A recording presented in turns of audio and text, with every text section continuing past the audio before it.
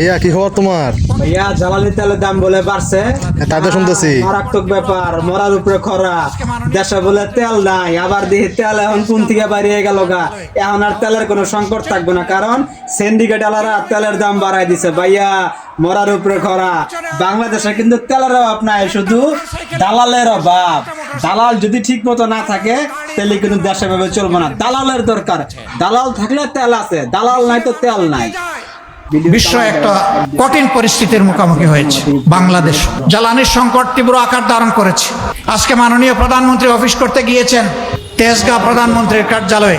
যাওয়ার সময় নিশ্চয়ই তিনি রেখেছেন কিলোমিটারের পর কিলোমিটার, একটা গাড়ির পিছনে আরেকটা গাড়ি, একটা মোটর সাইকেলের পাশে গেছে আরেকটা মোটর সাইকেল, হাজারো গাড়ি হাজারো মোটর সাইকেলের মিছিল তিনি রেখেছেন। তুই যাবো বৌদি? হ্যাঁ, মিছিলে মানুষ এগিয়ে যায়, আর তিনি যা দেখেছেন আমরা যা দেখি সবগুলো সেখানে স্থবির হয়ে আছে।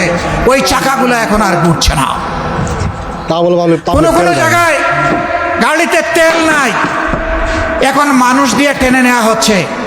এক জায়গায় দেখলাম যে গরুর গাড়ি দিয়ে গাড়ি টানা হচ্ছে। অথচ আমরা যখন জাতীয় সংসদ